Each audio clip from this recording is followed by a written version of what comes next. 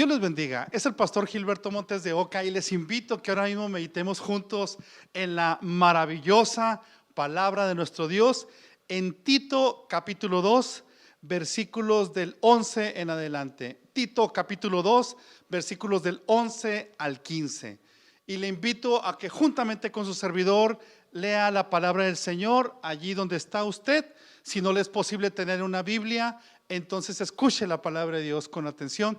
Y dice la palabra de Dios en el maravilloso y todopoderoso nombre de Jesucristo nuestro Señor. Tito capítulo 2, versículo 11. Porque la gracia de Dios se ha manifestado para salvación a todos los hombres, enseñándonos que renunciando a la impiedad y a los deseos mundanos, vivamos en este siglo sobria, justa y piadosamente, aguardando la esperanza bienaventurada y la manifestación gloriosa de nuestro gran Dios y Salvador Jesucristo, quien se dio a sí mismo por nosotros para redimirnos de toda iniquidad y purificar para sí un pueblo propio, celoso de buenas obras. Esto habla y exhorta y reprende con toda autoridad. Nadie te menosprecie. Les invito a que juntos oremos a nuestro Padre Celestial. Padre amado, muchísimas gracias por tu santa palabra. Gracias porque estás aquí, pero también estás en el lugar donde están escuchando tu palabra. Yo te pido por aquellos que están sufriendo, Padre, dales la fortaleza, Señor. Por aquellos que están afligidos, aquellos que están enfermos, sánalos, Padre, en el nombre de Jesucristo de Nazaret, Señor. Con la autoridad de tu palabra, ato toda operación de las tinieblas y los echo fuera en el nombre de Jesús de Nazaret. Fuera de estos medios, fuera de los lugares donde me estén escuchando, en el nombre de Jesús de Nazaret. Sea desbaratada y destruida todo plan del maligno en el nombre de Jesús de Nazaret. Mientras tu palabra se predica, Padre, sana a los enfermos tal como lo dice tu palabra, que tu palabra es acompañada con señales y prodigios y señales, porque tú no has cambiado, amado Señor Jesucristo. Te ruego pues, Señor, por la bendición para todos y cada uno de los que escuchen tu palabra. Dame unción, dame gracia, úsame, Padre, poderosamente, Señor, tu nombre es enaltecido y exaltado, y solo tú, Señor, seas glorificado en el nombre de Jesús. Amén y amén. Gloria a Dios. El título de este sermón es Viva bien. Muchos se preguntan, ¿qué significa una vida abundante? Por supuesto que es una pregunta no solamente para esta época, sino es una pregunta que ha existido a través de los años. ¿Qué significa vivir una vida abundante? En plena época posmodernista, donde se postula que los valores absolutos ya no existen, que todo es relativo, donde se postula el relativismo moral, donde se dice que lo que es bueno para ti no significa que tenga que ser bueno para mí, donde los valores absolutos han dejado de ser importante para muchas personas en esta época. Alguien contestaría entonces a esta pregunta, diferentes definiciones. Para unos la vida abundante significaría una cosa y para otros otra. ¿Qué significa una vida abundante? ¿Cómo la podemos obtener? Algunos la definen como la abundancia de riquezas y bienes materiales. Según el noticiero BBC, los hombres más ricos del mundo son, en primer lugar, Jeff Bezos, dueño de Amazon, líder de ventas en línea. Actualmente, según señala esta cadena de noticias BBC, este hombre, Jeff Bezos, dueño de Amazon, tiene 114,400 millones de dólares. En segundo lugar, según ellos, aparece Bernard Arnault y su familia. Él es el presidente y director ejecutivo del conglomerado francés de marcas de lujo LVMH, que incluye marcas como Louis Vuitton y Sephora, y se dice que él llega a 111,100 millones de dólares. En tercer lugar está Bill Gates, el uno de los cofundadores de Microsoft, es el hombre que por más tiempo ocupó el primer lugar del ranking mundial. Se dice que hoy llega a más de 108,100 millones de dólares. En cuarto lugar se encuentra Warren Buffett, presidente y director ejecutivo de Berkshire Hathaway. Hoy llega a 88,900 millones de dólares. Después, en el sexto lugar se encuentra Mark Zuckerberg, el director ejecutivo de Facebook. Se dice que llega a más de 75,000 millones de dólares. Posteriormente, en el lugar número 8 se encuentra Carlos Slim y su familia, mexicano, empresario de las telecomunicaciones. Se dice que su fortuna actualmente es más de 63,000 millones de dólares, más de 63,300 millones de dólares. Posteriormente, en el lugar número 9 se encuentra Larry Page, el cofundador de Google. ¿Quién no ha consultado en Google? ¿Quién no ha introducido algo que necesita saber y lo busca en Google? Casi se ha convertido ya hasta en un verbo, ¿verdad? Googlear, ¿verdad? Lo que buscamos en Google. No sabes cierta definición y vas a Google. ¿Quieres investigar acerca de un personaje? Vas a Google. Buscas un noticiero, vas a Google. Cualquier cosa, vas a Google. Pues bien, en noveno lugar de los hombres más ricos del mundo se encuentra Larry Page, cofundador de esta compañía, Google. Actualmente se dice que llega a 60,500 millones de dólares. Tan solo 1,000 millones de dólares, es decir, 1 billón de dólares. Es una cifra impresionante que solamente con esa cifra cualquier persona podía vivir toda su vida, tendría sus rentas aseguradas, su comida asegurada, sus aseguranzas médicas aseguradas, todo su futuro material, en el aspecto material por supuesto, aparentemente asegurado. 1,000 millones de dólares. Si tan solo alguien quisiera tener 1 millón de dólares, quizás habrá aquí mismo personas que digan, bueno, yo sería feliz si tan solo 500 millones de dólares. O alguien diría 500,000 dólares, medio millón de dólares. O alguien dirá 1 millón de dólares. O alguien se conformaría con otra cantidad, solamente que me permitan pagar mi casa o sus estudios universitarios. Cada quien podría entonces cierta cantidad a su vida de cuánto necesitaría para él vivir una vida abundante.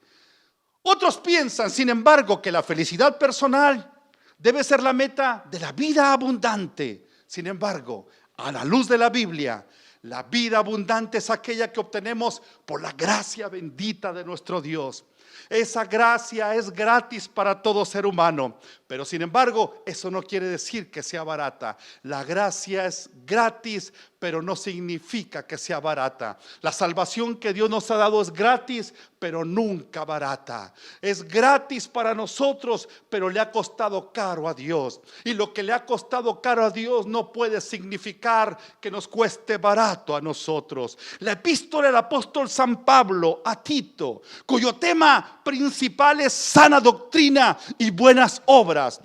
Según algunos eruditos de la crítica alta, dicen que se escribió del 65 al 66 después de Cristo. Tito era un ayudante del apóstol Pablo. Epístola del apóstol San Pablo a Tito, una de las 3 epístolas que se conocen como pastorales, primera y segunda de Timoteo y Tito. Epístolas pastorales en el sentido de que fueron escritas a quienes estaban desarrollando un ministerio pastoral, al menos en esa época y en ese momento particular.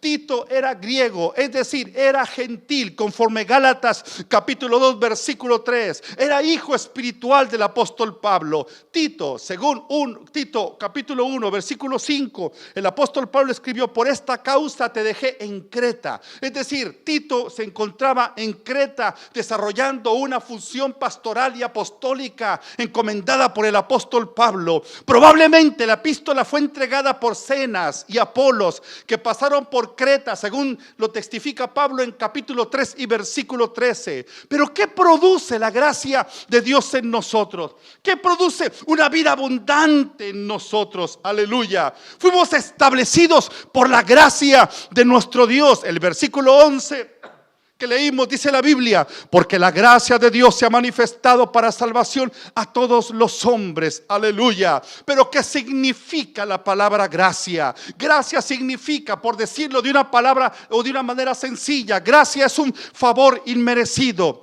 Es su presencia y la obra de nuestro Dios en nuestra propia vida. Gracia son las riquezas de Dios concedidas a nosotros gracias al sacrificio y a los méritos de nuestro Señor Jesucristo. La gracia en el griego es caris. En el Nuevo Testamento se utiliza este término 170 veces. La gracia es un atributo de Dios. Primera de Pedro capítulo 5 versículo 10, Pedro escribió: mas el Dios de toda gracia, aleluya. La gracia es un atributo inseparable de Dios. No existe independientemente. Es decir, la gracia no es una sustancia. La gracia no existe por sí misma. La gracia viene del Dios eterno, aleluya. La gracia es la actitud de nuestro Dios misericordioso hacia nosotros los hombres pecadores. La gracia es la generosidad o la magnanimidad de Dios hacia nosotros, seres rebeldes y pecadores. La gracia está centrada en la persona de nuestro Señor Jesucristo. La gracia es un favor de Dios, es un regalo de Dios, por lo tanto es gratis. Alabado sea Dios para siempre. Nada podemos hacer para merecerla. Es la gracia del Señor, porque la gracia de Dios se ha manifestado para salvación a todos los hombres. Aleluya. La vida cristiana en su totalidad está contenida en la bendita gracia de nuestro Dios. La gracia proviene del amor sin límites de nuestro Padre celestial. Aleluya. Y entonces el apóstol Pablo le escribió a Tito acerca de esa gracia que Dios nos ha dado, esa gracia que se ha manifestado para salvación a todos los hombres. Aleluya. La gracia que se ha manifestado. La palabra manifestado en el griego es epifané, que de ahí viene algún término teológico, epifanía, que significa apareció, siendo una traducción literal. Apareció, se ha manifestado. Se refiere a la primera epifanía, es decir, la primera aparición, la primera manifestación, o dicho de otras palabras, la primera ocasión que nuestro Señor Jesucristo, amados hermanos, vino a la tierra. Nada más ha venido una ocasión, por supuesto, pero estamos esperando su segunda venida. Se refiere entonces este versículo: la gracia de Dios se ha manifestado. Significa la ocasión cuando Cristo Jesús se encarnó y se hizo hombre. Aleluya. Juan capítulo 1 nos habla de esa encarnación. Bendito sea Dios, porque Dios se hizo hombre. Aleluya. Se ha manifestado. La gracia de Dios se ha manifestado. La gracia no es una cosa. La gracia se ha manifestado a través de nuestro Señor Jesucristo. Sin Cristo no hay gracia. Aleluya. Necesitamos entonces la operación divina en nosotros y que esa gracia se manifieste en nuestras vidas. Aleluya. La gracia no puede ser comprada. La gracia no puede ser tampoco recompensada. La gracia no es una recompensa. La gracia es un acto misericordioso del Dios eterno. Es un don, es un regalo no merecido. Es la operación divina sobre nosotros los pecadores, sobre nosotros los mortales, sobre nosotros las personas. Aleluya. A pesar de no merecerlo, es por gracia de Dios. Por gracia de Dios estás aquí. Por gracia de Dios existimos. Por gracia de Dios estamos respirando. Por gracia de Dios tienes salvación. Por gracia de Dios tienes vida eterna. Por gracia de Dios estamos vivos y nuestros nombres están escritos en el libro de la vida. Aleluya. Por la gracia de nuestro Dios tienes hijos, un matrimonio hermoso. Es la gracia bendita del Dios eterno. Aleluya. Su gracia está también en momentos de necesidad. Cuando el apóstol Pablo estaba pasando, él lo describió por un aguijón en la carne. 3 veces dice la escritura, el apóstol Pablo lo lo escribió 3 veces, le rogó al Señor que le quitara ese aguijón en la carne, y el Señor le contestó. Segundo de Corintios capítulo 12 versículo 9, el apóstol Pablo registró la respuesta divina. Dios le dijo: bástate mi gracia, porque mi poder se perfecciona en la debilidad. Por tanto, de buena gana me gloriaré más bien en mis debilidades, para que repose sobre mí el poder de Cristo. Aleluya. Es la gracia en momentos difíciles. Aleluya. Cuando no encuentras la puerta, cuando no hay respuestas para tus preguntas, cuando está sufriendo el justo y no sabes qué responder, cuando no ocurre el milagro y no sabes por qué está pasando, cuando aparentemente el cielo no está escuchando tus oraciones, cuando aparentemente Dios guardó silencio ante tu dolor, eso se llama entonces la gracia de Dios manifestándote. Bástate mi gracia, dice el Señor. Es la gracia que te fortalece en los momentos difíciles, en los momentos de prueba, en los momentos de dolor. Ahí en tu habitación, cuando estás sufriendo, tú no estás solo. Bástate mi gracia, dice el Señor Jesucristo. Tú que estás esperando el milagro de parte del Dios eterno, bástate mi gracia, dice el Señor. Aleluya. Porque mi poder, dice el Señor, se perfecciona en la debilidad. O sea que cuando somos débiles, ahí está la gracia del Señor. Estamos dependiendo de su gracia. Estás ejerciendo un ministerio en la iglesia local. Estás ejerciendo un ministerio con los jóvenes, un ministerio en el ministerio de niños, en el ministerio de grupos pequeños. Y estás ahí ejerciendo lo que Dios te ha puesto en tus manos, el don ministerial para edificación y bendición de la iglesia de nuestro Señor Jesucristo. Pero cuando reconoces que tú no puedes, cuando reconoces que esto te supera, cuando reconoces que no hay poder humano que pueda convencer a las personas, cuando reconoces que sin embargo, aunque se vengan luchas, tú no puedes por ti mismo con esas luchas, tú no puedes por ti mismo con esas batallas, que es lo que se necesita entonces. Cuando aparentemente las puertas están cerradas, cuando aparentemente los caminos están cerrados, cuando aparentemente nadie te está escuchando y a veces parece que nadie te entiende, bástate mi gracia, dice el Espíritu Santo. Bástate mi gracia, aleluya, porque la gracia de Dios se ha manifestado. Aleluya. Es la gracia de Dios que nos mantiene, que a través de los años estamos firmes por la gracia de Dios. Por eso cuando alguien te pregunta: ¿eres tú cristiano?, la respuesta debe ser sí, por la gracia de Dios. Oye, ¿tú amas a Cristo? Sí, por la gracia de Dios. O sea que tú eres de aquellos aleluyas. Bueno, soy hijo de Dios por la gracia de Dios. Aleluya. Gloria a Dios para siempre.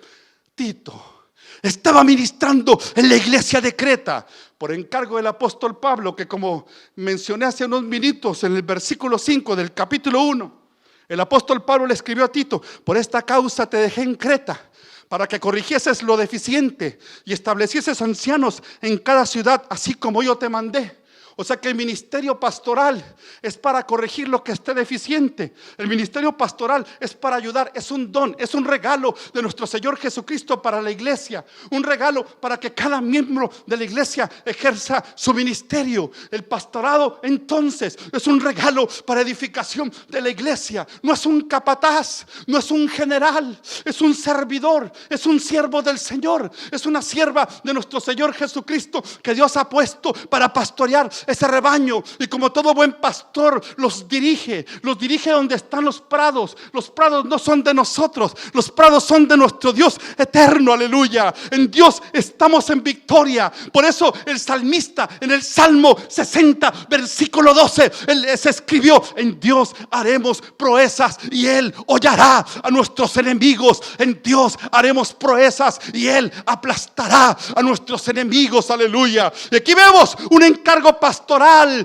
del apóstol Pablo a Tito, para que corrigieses lo deficiente y establecieses ancianos en cada ciudad. Y va a establecer entonces miembros de la iglesia en el área pastoral para cuidar precisamente al rebaño, para dirigir al rebaño, para alimentar al rebaño, para entonces ayudarles en su crecimiento espiritual. Las dos cosas principales de un pastor: apacentar a las ovejas, significa alimentar a las ovejas, darles la leche espiritual no adulterada, darles esa carne también que las ovejas necesitan cuando tienen cierta estatura espiritual, darles esa fortaleza que no viene del pastor, esa fortaleza que viene de la gracia misma de nuestro Señor Jesucristo, aleluya. Y la segunda aspecto del testimonio o del ministerio pastoral, mejor dicho, tiene que ver el primero con apacentar las ovejas y el segundo con dirigir a las ovejas, aleluya. Es decir, ser un líder que dirija a las ovejas según la perfecta voluntad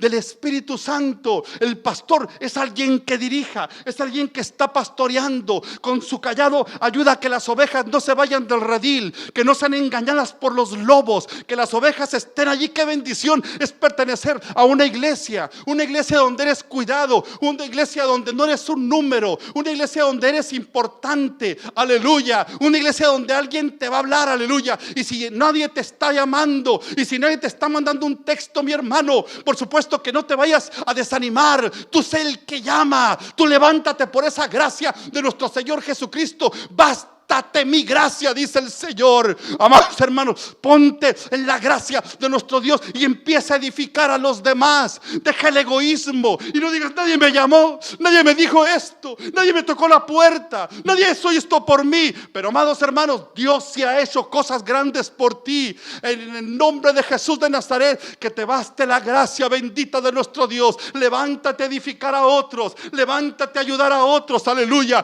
porque la gracia de nuestro Dios se ha manifestado. Alabado sea Dios. Es una gracia de Dios para servir. Primera de Pedro 4:10, el apóstol Pedro escribió: cada uno, según el don que ha recibido, ministrelo a los otros como buenos administradores de la multiforme gracia de Dios. Administradores de la multiforme gracia de Dios. ¿Qué quiere decir esto? Que estás administrando los dones que Dios te ha dado. Los dones que Dios te ha dado no para ti mismo, sino para edificación del cuerpo de Cristo. Por supuesto también para ti, pero lo que quiero decir es que son principalmente para edificar, exhortar y consolar a los demás, para ayudar a los demás en la fe. Tú tienes un don ministerial que ayuda a los demás miembros de la iglesia, pero tú también y yo necesitamos de los dones que los demás tienen, aleluya.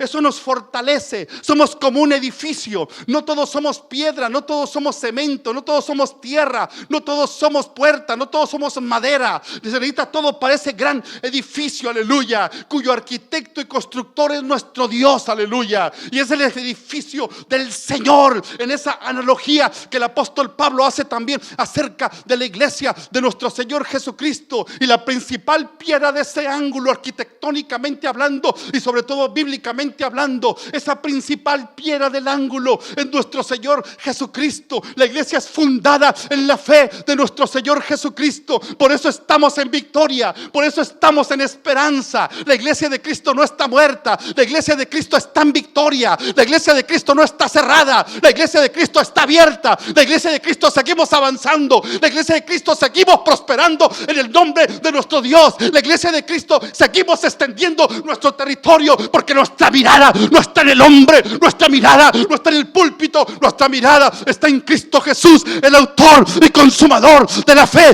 a quien damos la gloria para siempre, aleluya.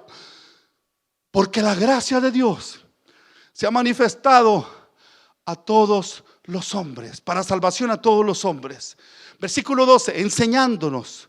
O sea que la gracia nos enseña, enseñándonos que renunciando a la impiedad y a los deseos mundanos, vivamos en este siglo sobria, justa y piadosamente, aleluya.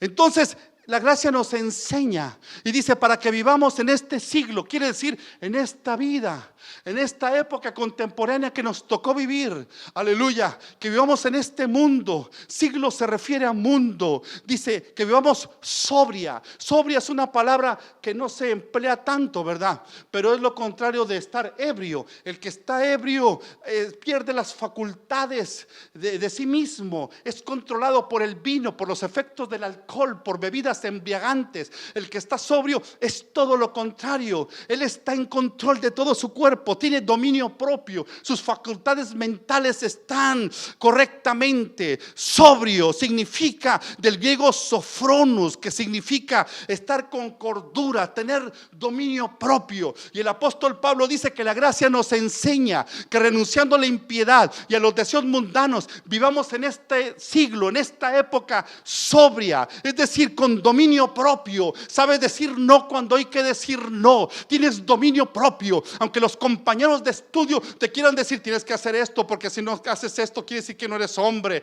o si no haces esto quiere decir esto otro. No, el que está confiado en Cristo, en que está sobrio, en que está sometido a la voluntad de Cristo, aleluya, el que es dominado pero por el Espíritu Santo, tiene un dominio propio, aleluya, y él sabe decir no cuando debe ser no. Aunque los amigos digan mira, una cervecita no le hace mal a nadie, aunque digan mira, nadie te va a ver, el pastor no te va a ver, los ancianos no te van a ver, la iglesia no te va a ver, lo vamos a hacer a escondidas, va a ser hermoso, va a ser sutil, va a ser como una miel. Es el mismo diablo que está hablando, tratando de seducir tu cuerpo, tratando de hacer que te pierdas. Pero hombre de Dios, no hagas caso a esos engaños de Satanás. Dale una patada al diablo y al adulterio y a la fornicación y a la pornografía y a lo que no agrada a Dios. Dale una patada en el nombre de nuestro Señor Jesucristo y sé sobrio, ten dominio propio. ¿Cómo puedes tener ese dominio propio? Bastándote la gracia del Señor, bástate mi gracia. La gracia se ha manifestado. Cuando tú digas yo no puedo más, clama por la gracia del Señor. Cuando digas yo no puedo con esta tentación, huye. Es tiempo de huir, como dice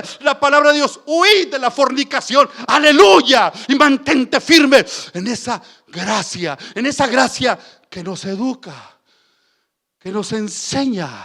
Versículo 12, enseñándonos que renunciando a la impiedad y a los deseos mundanos, vivamos en este siglo sobrio, justo y piadosamente. Versículo 13, aguardando la esperanza bienaventurada. Y una vez más la palabra manifestación gloriosa de nuestro gran Dios y Salvador Jesucristo. Aquí aparece por segunda vez en este pasaje bíblico la palabra manifestación. En la primera ocasión, de acuerdo al contexto exegéticamente hablando, hablaba de la primera manifestación de Cristo, es decir, de su encarnación, de su nacimiento, de su ministerio terrenal, aleluya, lo que Él hizo por nosotros en la cruz del Calvario. Pero aquí en manifestación, la esperanza bienaventurada y la manifestación gloriosa, en ese contexto significa entonces, se refiere a la segunda epifanía de Cristo, es decir, su segunda venida. Ahí mismo lo está diciendo el pasaje, la esperanza bienaventurada, la esperanza de que todo esto va a pasar, la esperanza de que Cristo ya viene por su iglesia. Cristo nos redimió y purificó para que practiquemos buenas obras. Mientras Él viene por nosotros, vamos a practicar esas buenas obras. Pero el Espíritu Santo quiere recalcarnos que ya está pronta la venida de nuestro Señor Jesucristo. El que sabe de profecía, el que ha leído la Biblia, el que ha leído todo lo que se está desencadenando en esta época, sabe que nuestra redención se acerca, sabe que nuestro Señor Jesucristo está a la puerta. Es tiempo entonces de confiar en Cristo y depender de Él para la gloria de su santo nombre. Dice la esperanza bienaventurada, aguardando esa esperanza, aguardando esa manifestación. Es necesario entonces santificarnos, es necesario entonces incrementar la búsqueda de nuestro Señor Jesucristo, es necesario entonces en las casas buscar la presencia de nuestro Dios, es necesario entonces reunir a tu familia en la casa y dejar la pereza, mi hermano, deja la pereza y busca al Señor Jesucristo, aleluya. Hay personas que se levantan al trabajo y dicen yo madrugo para trabajar, pastor, y voy aquí y hago esto y lo otro, y cuando se trata de escuchar un mensaje que dura menos de una hora, que dura escasos 30 y tantos minutos, algunos no lo escuchan. ¿Cómo es posible? No tiene coherencia, querido hermano. Dejemos eso que está estorbando y entonces movámonos entonces en la gracia de nuestro Señor Jesucristo. No le des la espalda al Señor Jesucristo. Busca a nuestro Señor Jesucristo, aleluya, antes de que sea demasiado tarde, aleluya. Versículo 14.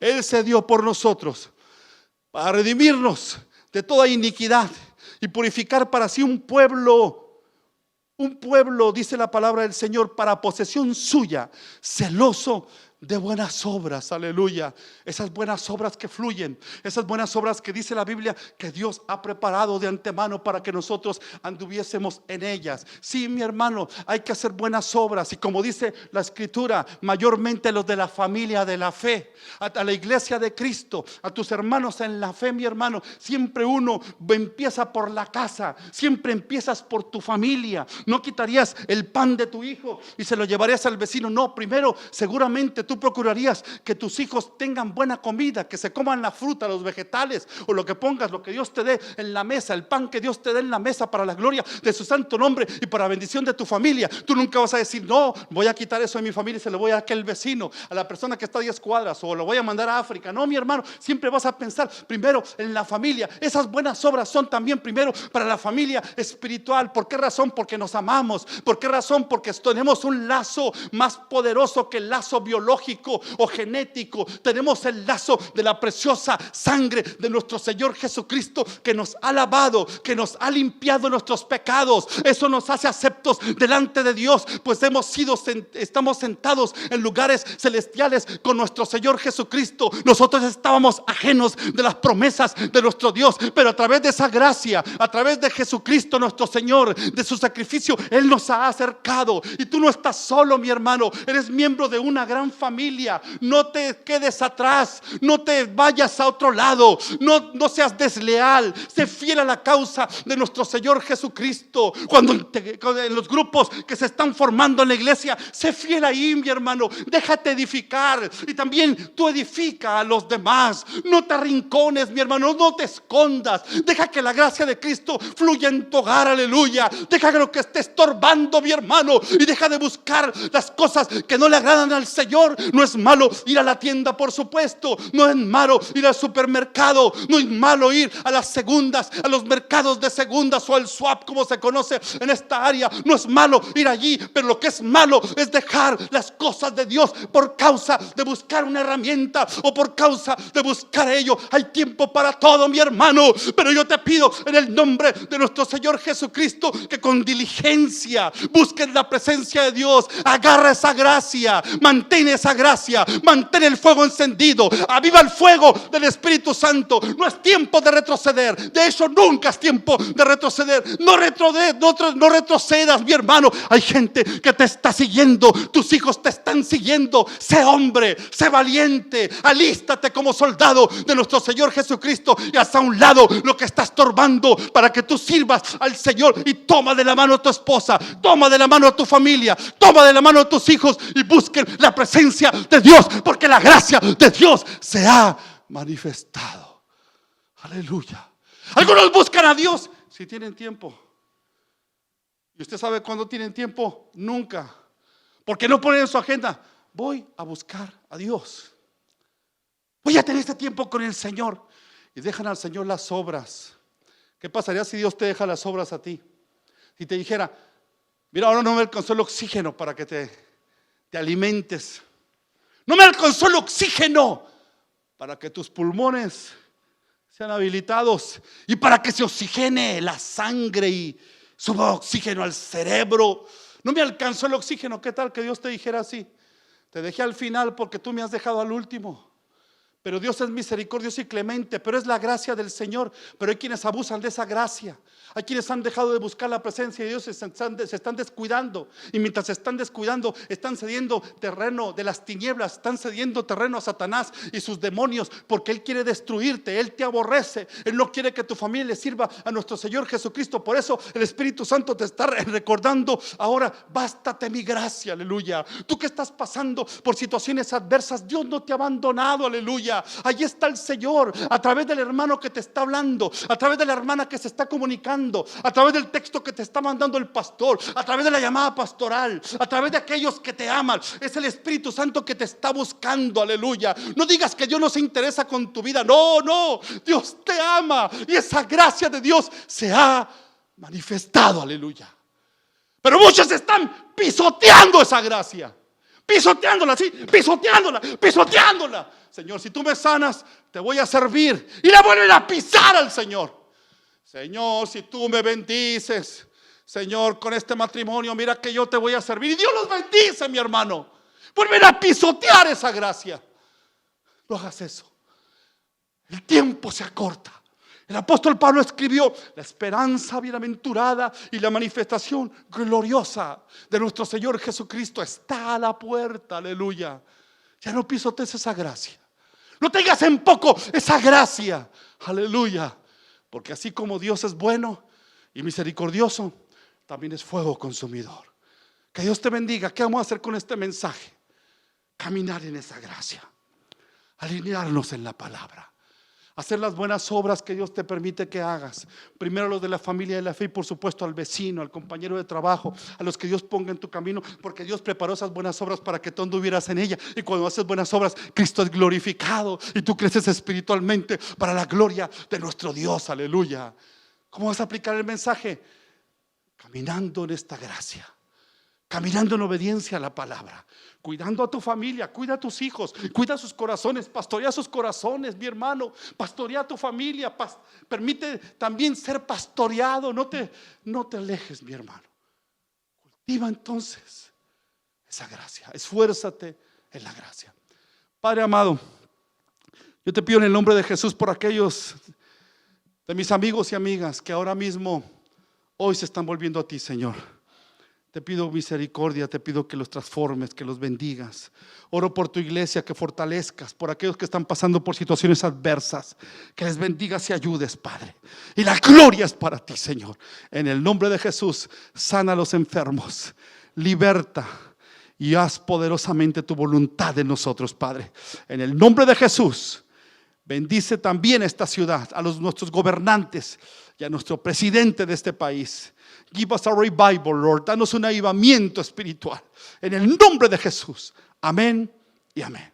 Gloria a Dios. Que Dios les bendiga, amados hermanos y hermanas. Es el pastor Gilberto Montes de Oca. Les invito a que sigamos escuchando la palabra de Dios. Nos vemos en el siguiente servicio, en el siguiente sermón. Que Dios les bendiga. Sigan adelante sirviendo a Cristo Jesús nuestro Señor. Los amo del amor de Cristo.